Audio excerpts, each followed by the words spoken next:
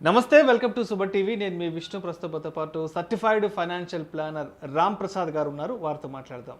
నమస్తే రామ్ ప్రసాద్ గారు. నమస్తే సార్ విష్ణు గారు. రామ్ ప్రసాద్ గారు, రీసెంట్గా ఒక ఆర్టికల్ చదివాను.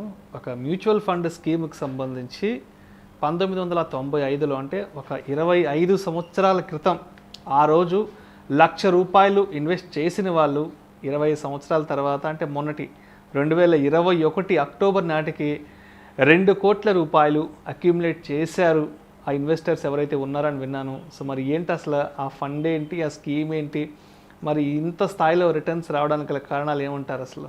సార్, ఆ స్కీమ్ క్లియర్గా నిప్పాన్ ఇండియా గ్రోత్ ఫండ్ అండి, which was earlier Reliance growth fund.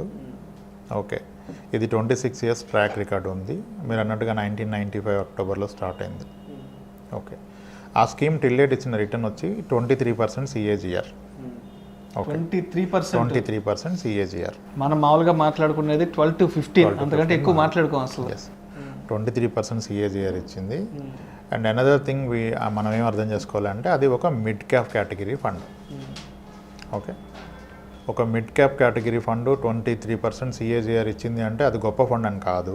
నిజానికి that is one of the oldest fund కాబట్టి దాన్ని అందరు రిఫర్ చేస్తున్నారు.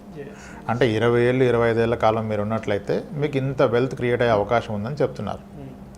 దీని నుంచి మనం కొన్ని విషయాలు అర్థం చేసుకోవాలి. ఫస్ట్, 25 ఇయర్స్ పీరియడ్లో 23% CAGR అంటే మనం కనుక దీన్ని రూల్ ఆఫ్ 72కి లింక్ చేస్తే 72 డివైడెడ్ బై 23, ఆల్మోస్ట్ ఎవ్రీ 3 ఇయర్స్లో మీ మనీ రెట్టింపు అయింది అని చెప్తారు కదా. ఆ రూల్ ప్రకారం అదే కదా. Yes, in a way that is true.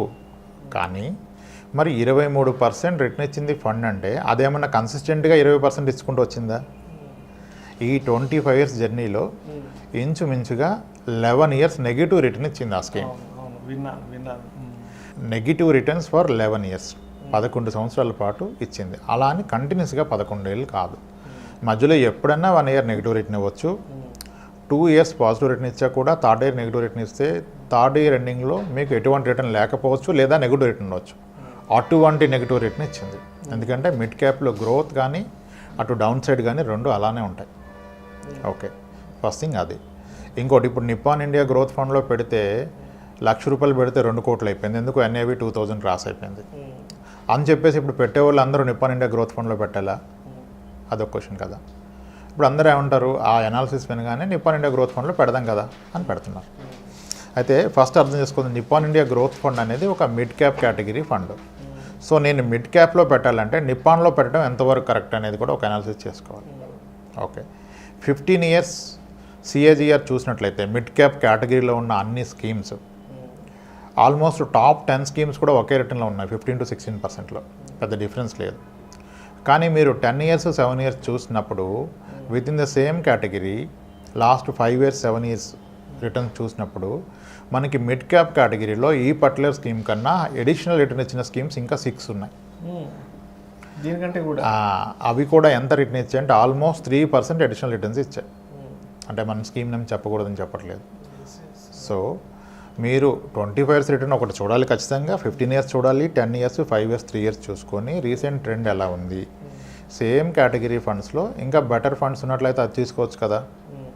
మాతే ఇదే ఫండ్ గురించి విశ్లేషణ ఈవెన్ స్టాక్ మార్కెట్ అనలిస్టులు కూడా చేస్తున్నారు.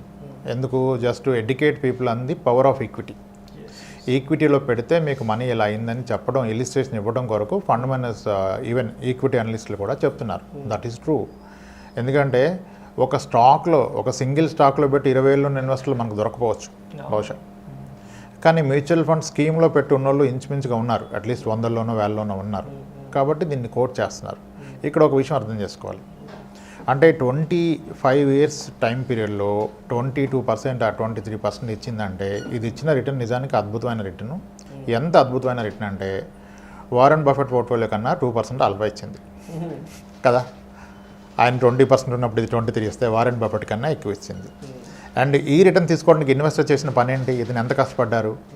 ఎవరైనా ఇన్వెస్టర్ కష్టపడ్డారా? టైంని రివ్యూ చేశారా? బోర్డు మీటింగ్స్ అటెండ్ అయ్యారా?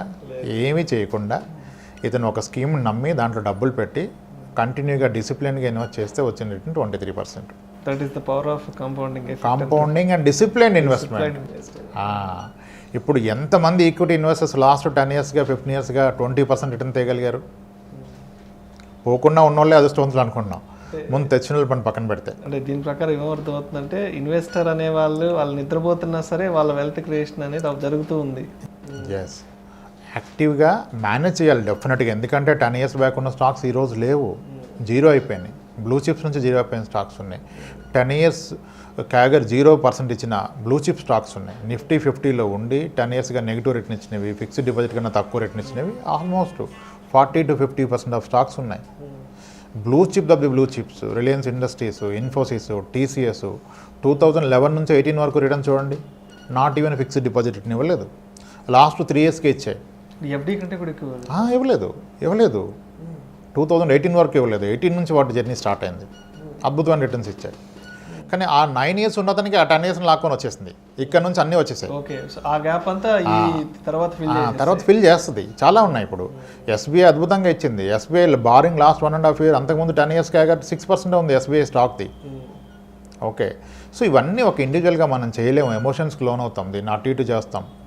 అండ్ ఇవన్నీ చేయాలంటే ఎంత టైం మనం వెచ్చించాలి? ప్రతిరోజు గంటల కొద్ది చూడటం, అనాలిసిస్ చేయటం. సో అందుకని మ్యూచువల్ ఫండ్స్ ఎప్పటికీ సేఫ్. కానీ ఒక ఫండ్ బాగా చేసిందంటే మీరు మళ్ళీ ఆ ఫండే తీసుకునే ప్రయత్నం చేయొద్దు. ఓకే, మ్యూచువల్ ఫండ్లో చేసిన ఫండ్ మళ్ళీ రిటర్న్ ఇవ్వాలని రూల్ లేదు, కానీ స్టాక్స్లో ఉంది. యాక్చువల్గా అందరూ స్టాక్స్లో చేసే తప్పు ఏంటంటే, ఇది ఒక ఎగ్జాంపుల్ నేను కోట్ చేయదలుచుకున్నాను. అందరూ కూడా ఏంటంటే నెక్స్ట్ బ్లూ చిప్స్ ఏంటి, నెక్స్ట్ పర్ఫామ్ చేయగలిగే స్టాక్స్ ఏంటని సర్చ్ చేస్తూ ఉంటారు. ఓకే, ఇప్పుడు ఎగ్జాంపుల్ చెప్పాలంటే ఇప్పుడు అందరి క్వశ్చన్ ఏంటంటే నెక్స్ట్ హెచ్డిఎఫ్సి ఏది? హెచ్డిఎఫ్సి కన్సిస్టెంట్గా ఇస్తుంది, హ్యూజ్ క్యాగర్ రిటర్న్ ఇచ్చింది. నెక్స్ట్ హెచ్డిఎఫ్సి కావాలి అందరికీ. 3 ఏళ్ల క్రితం అందరూ ఎస్ బ్యాంక్ని నెక్స్ట్ హెచ్డిఎఫ్సి అన్నారు, ఇప్పుడు అది పోయింది, దాని ప్లేస్లో ఇంకో దాన్ని ఎత్తుకుంటున్నారు. నిజానికి నెక్స్ట్ హెచ్డిఎఫ్సినే, వేరే బ్యాంక్ రాదు. 15-16 ఇయర్స్గా మీకు 20% అండ్ అబోవ్ సిఏఆర్ ఇచ్చిన స్టాకు మళ్ళీ అదే ఇస్తుంది. కానీ జనాలు ఎప్పుడు కొత్తగా ఒకటి కనుక్కునే ప్రయత్నాలు చేస్తున్నారు, అక్కడ మనీ లాస్ అవుతారు, మీరు అక్కడ లాస్ అవుతారు. సో ఈ 25-60 మనకు చెప్తుంది ఏంటంటే ఇంకొక పాయింట్, మ్యూచువల్ ఫండ్ మీ అందరు ఏం చెప్తున్నారు, సెన్సెక్స్ 1979లో స్టార్ట్ అయింది, వాట్ ఎవర్ 40 ఇయర్స్ అయిపోయింది, 40 ఇయర్స్ సిఏజిఆర్ 15% ఇచ్చిందని చెప్తున్నారు కదా, 15-16. మరి అలా చూస్తే లాస్ట్ 25 ఇయర్స్లో నిప్పాన్ గ్రోత్ ఫండ్ కనుక 23 ఇస్తే మన ఇండెక్స్ మీద ఎంత ఆల్ఫా జనరేట్ చేసింది? That's huge, right? 7% alpha. 7% alpha is what? అంటే మీకు 3 కోట్లు కనుక ఇండెక్స్లో పెడితే 3 కోట్లు వస్తాయి. అదే మనీ నిప్పాన్ గ్రోత్ ఫండ్లో పెడితే మీకు 4.5 కోట్లు వచ్చే అవకాశం ఉంది. ఇచ్చింది అవకాశం కాదు, ఇది ప్రూవ్ అయింది. సో ఇప్పుడు ఇండెక్స్ ఫండ్లని కానీ ఇండెక్స్లో పెడతానని కానీ ఈ యాక్టివ్లీ మనం మేనేజ్ చేస్తాం అనుకోవటం చాలా వరకు రిస్కే నా దృష్టిలో. Okay sir, right. Thank you so much Ram Prasad గారు. 25 సంవత్సరాల క్రితం ₹1,00,000 ఇన్వెస్ట్ చేసిన వాళ్ళకి 2 కోట్లు అక్యుములేట్ అయిన టాపిక్ గురించి చాలా డీటెయిల్గా తెలియజేశారు. Thank you sir. Right, thanks అండి.